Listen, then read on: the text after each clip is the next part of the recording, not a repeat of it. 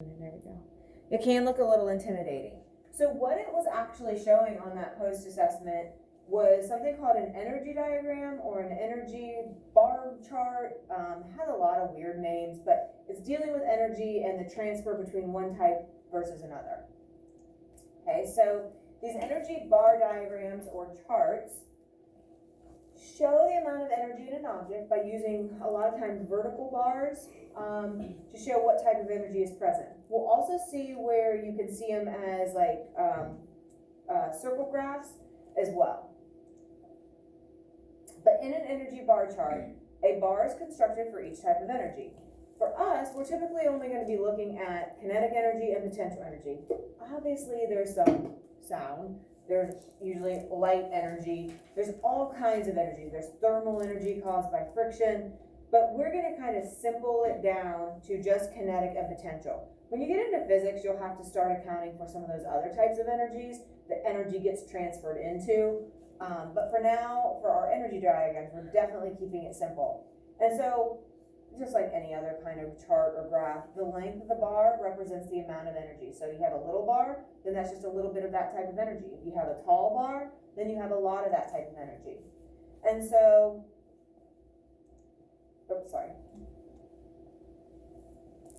longer bar, lots of energy for that type. Short bar, not much energy.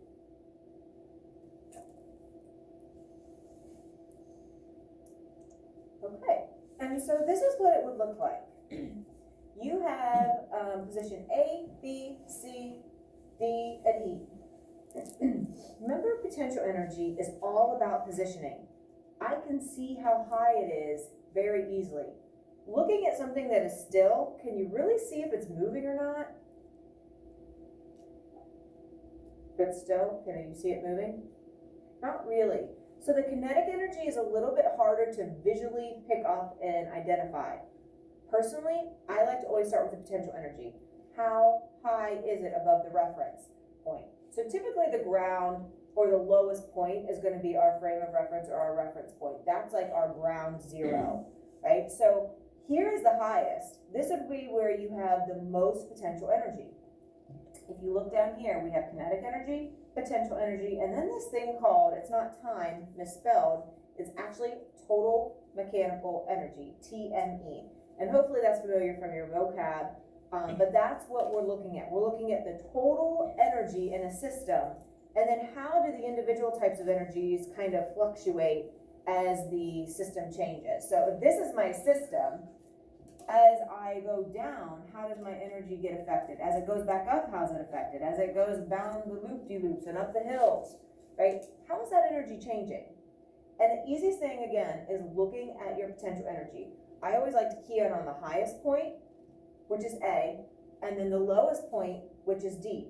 So if I look at the potential energy for A, it's all potential. It matches the total, which is my yellow bar. So it matches all the energy of the system. If you go over here to D, here's my total. Look at the kinetic. It's all kinetic and no potential because it's at the bottom. It's using that zero height. So mass times gravity times zero, which is your height, gives you zero, which is why this bar has nothing in it. What else do you notice similar with all of the total mechanical energy bars, all those yellow bars? What do you see similar? Yep. Are they the same all the way through? Doesn't matter which position. Doesn't matter A, B, C, D, or E. The total stays the same because the law of conservation of energy says you can't create or destroy energy. So it's going to stay constant. It's just going to flux between the potential, the kinetic, and then obviously, of course, sound, light, friction, or thermal, all those other variations as well, which we're kind of ignoring. So if I go to B, if you look at this bar, it's like the second highest position, so it's going to be the second most potential energy. And then whatever you don't have for potential, you have to have for kinetic. So this has to complete this. As I go to C, now I'm getting pretty low, and so my potential is pretty low, meaning that my kinetic has to be kind of getting closer to being, a little over halfway. D, my potential is zero. but I know that my kinetic is gonna have to be full because it has to match my total, because we can't just have some of our energy disappear. And then E, we have just a little height, so we're gonna have just a little potential energy. And this little bit completes that bar so that we keep our total constant. And that's really the gist behind it. Use the height, and that matches how big your bar should be for potential energy. And then whatever you don't have for potential, like we're missing this for potential, it has to be for our kinetic. We're missing this for potential, it has to be this for kinetic. So they have to fill in, they have to equal. Okay, so let's take a look. This can also be shown with circle graphs. Actually, let me go back real quick.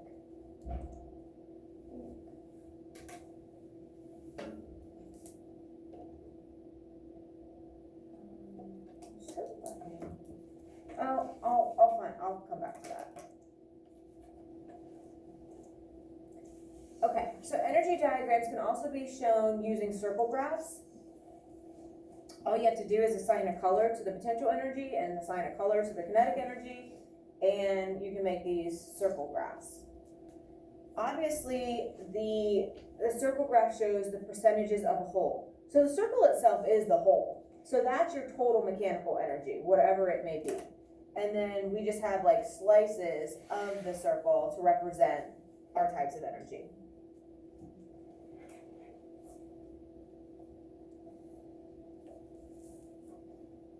I would like you to get two colors. If you have,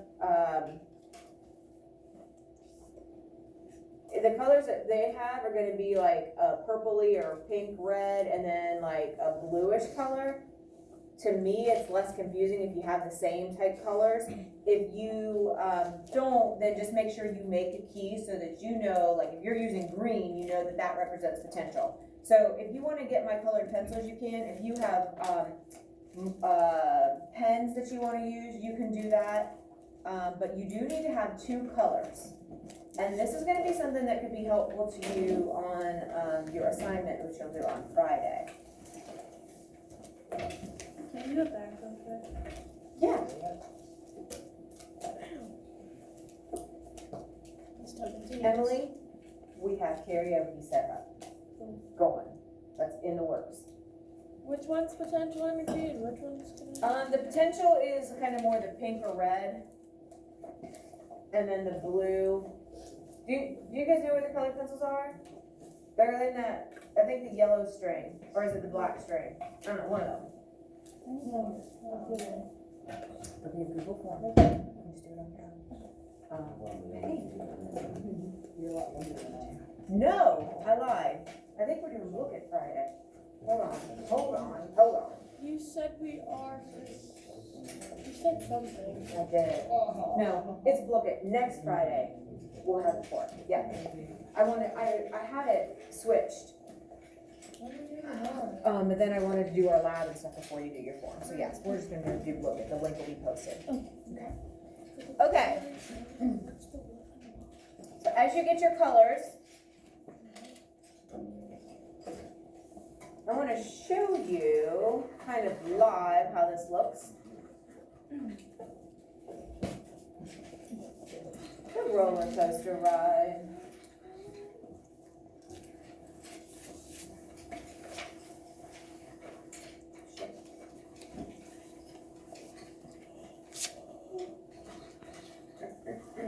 So this is what you have on your paper basically, except you have circles to represent the different areas.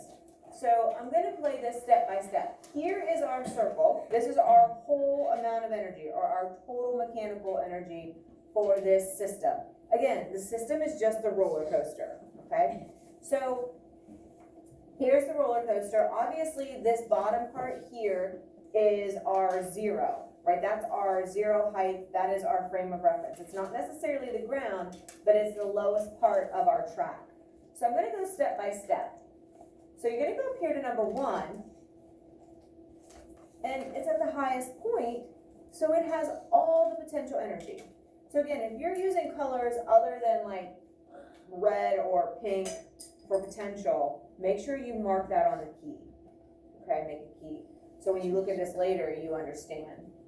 So that's the first step. If you go to the second step, watch as this is actually going down, and it's just barely above that frame of reference, or you can make it solid, it's fine too. No kinetic energy, and this might not, does that match? Yeah,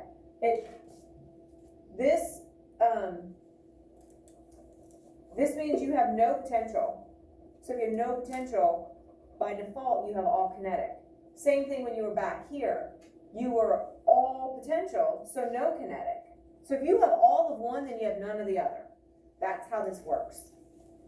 Now, 3 is kind of like an in-between. It's just starting to gain some height. So it has a little bit of height. So kind of like a slice of the pie or a slice of the pizza.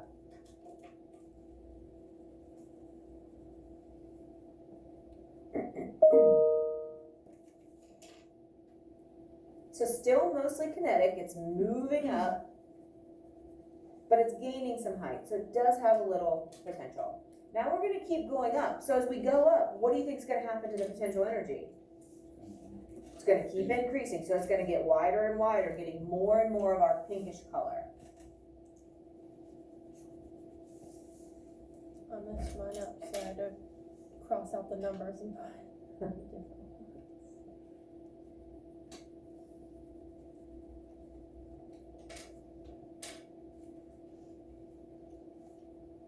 And then as we go back down to 5, our next step, again, so it's saying that this was a little bit lower. If you've made 2 all kinetic, that's fine. You can make 5 all kinetic. I mean, visually looking, I can't see much difference between them height-wise, so I would be fine with that, like showing that it's 0 on both of those. We're at the very bottom, all kinetic. It is moving along, and again, having something still, it's hard to visually see kinetic, but I can visually see the heights. So that's why I always key in and focus on the potential, and then just the kinetic is whatever's left, okay? So then I'm gonna keep going up, I'm gaining height, so again, that means I'm gonna gain some potential.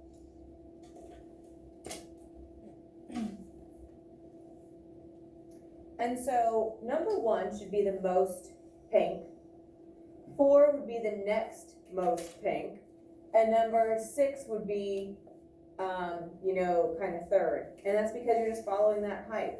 Highest, middle, low, and then obviously 2 and 5 are our absolute lowest.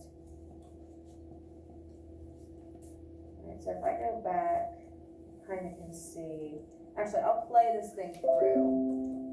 So if you watch, it'll kind of go through and you'll watch the graph kind of change and flux. So you're gaining potential, you are at the highest all potential, now you're losing potential, now you're gaining, now you're losing, now you're gaining, right, as you go. So watch one more time.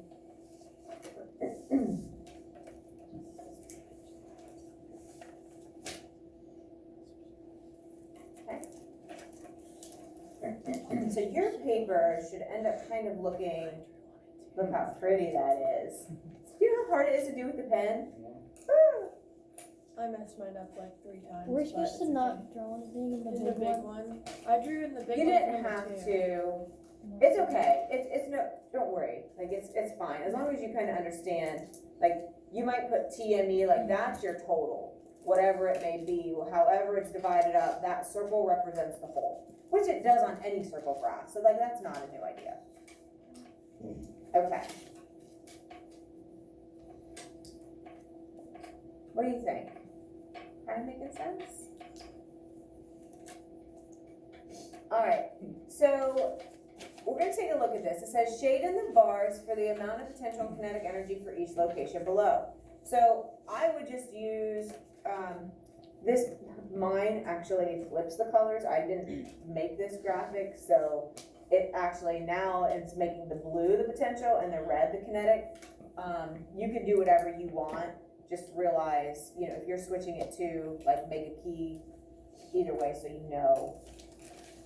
I apologize, I don't like that. I haven't found one where the colors stay the same as what you just did. So here's my highest point. So in my mind, I know that that bar is gonna be, mostly filled up, right? This one and this one are really pretty close in height. And then, this one's gonna be my second highest bar for my potential. So I'm gonna kind of fill these in. Right, it's just about to the top. So there is a sliver of kinetic. And to me, again, I like to start with the potential, and I also like to start at the highest or the lowest point. I think it's easier for me, and that seemed to work well for students also. Here, you're about a quarter or a third of the way up the hill, and so that's what this bar is showing. And whatever you have for potential, you better be able to stack it on top of your kinetic, and it better equal your full bar. Because we're not losing any energy, it's just transferring back and forth. Same thing, this part's a little bit higher than the one on the left, and so I'm gonna make that bar a little higher, and then the kinetic bar better be whatever's left over from and not used up in potential. And if you remember when we did those heating and cooling curves and we were talking about kinetic energy and potential energy and how it's when those molecules were actually moving that was kinetic because the temperature was going up, and then when the temperature kind of flatlined or plateaued, that's when potential energy was changing, because that's when it was actually changing state. You were going from a solid to a liquid because you were using the energy it was going into breaking those bonds, or the attraction between those molecules, I guess. So we have talked about the transfer of energy from kinetic to potential before, as we were talking about our phase changes. All right, looks like you guys are good. All right. All right, so energy can never be created or destroyed. And this is a huge thing. This is one of your vocab terms also. The idea that the energy just is going to transfer back and forth.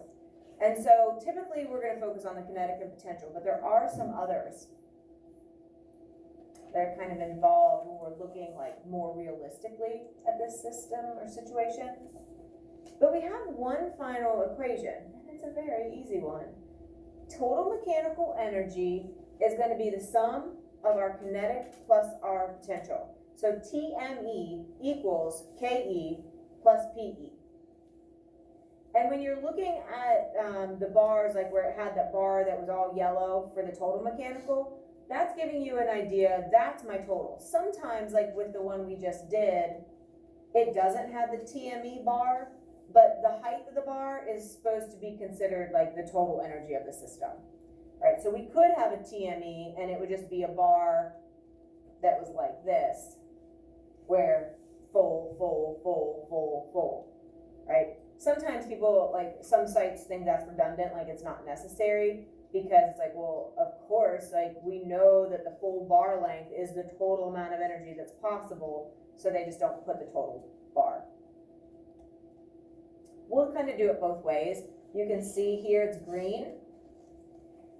You can see the little part going up, it's gaining potential, it's losing kinetic, it's going down, so it's losing potential, gaining kinetic, now it's going up, so it's gaining potential, now it's going down, so it's losing potential. And not losing, but transferring. And so I will catch myself, like, we all kind of say it incorrectly a lot, like it's losing or it's going away. It's just transferring. It's changing. So, if there is no friction, which we know, like in space, maybe on ice, something sliding, there are a few situations where friction isn't going to be much of a factor, but in almost all moving things, friction in reality is a factor, okay? But we're going to be able to ignore it for the most part, and so if we don't ignore friction, what it is friction is actually a type of thermal energy. Right? When you rub your hands together, the friction between your two hands, that kinetic energy, some of it's transferring into thermal energy. That's where that feeling comes from, that heat comes from. So thermal energy is just another way of how friction basically gets represented. I guess. Okay, but for the most part, we're gonna be able to ignore friction, but common sense and logically, I want you to be aware, friction's out there, right? It's everywhere. And most of the time, some of our kinetic and some of our potential is transferring into that thermal energy. Just like that's why the motor of your car gets hot, right? If you've been driving and you stop and you put your hand on the hood of the car, even on a really cold day, you're gonna feel some warmth, right? It's because all those moving parts.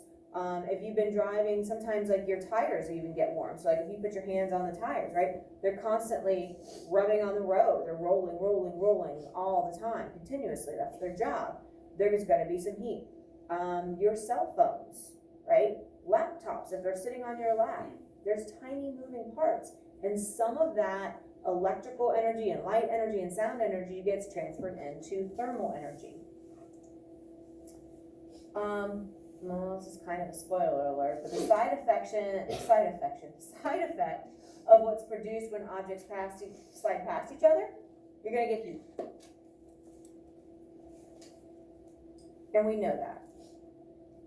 Very basic concept. So rubbing your hands together is that perfect example.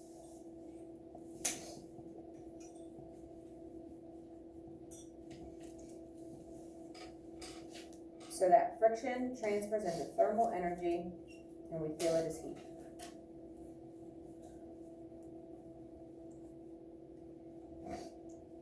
Okay. So in the perfect physics world, a person should be able to jump from a diving board, hit the water with the same amount of energy as they had before they jumped.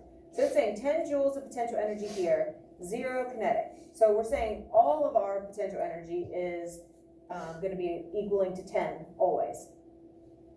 When you start to dive down, you're losing or transferring potential into kinetic. So you go from 7 to 3, and then about halfway, you're halfway down, so you have half potential, half kinetic, and then it transfers even more into kinetic and less into potential, so you go 3 to 7, and then when you get to the very surface of the water, you're at 0 and 10. When you are in the water and you're just there, you have no potential energy because you have no height. And if you're just sitting there or floating there, you're not moving, so you have no kinetic. So where'd all the energy go, right? It all transferred into a slight amount of thermal energy. Now, do you really feel that? Not really. Just because you hit the water doesn't mean, woo, I warmed up, right? That's just a little bit of energy, so we don't really notice it. And so you have that transfer from potential to kinetic until you hit the water. And we know that there would be air resistance. Obviously, we're simplifying things. And when the diver hits the water, some of that is transferred into sound energy. Think of the splash you hear. Sound is a type of energy. So some of that original 10 joules of energy, that total mechanical, does transfer into a little bit of heat from friction and a little bit of sound. But throughout that whole system, that original total mechanical energy that diver had because he changed his position and he gained height, that stays the same. That total that was set by being on that certain diving board. Okay. All right, let's take a look at Mr. Edmonds.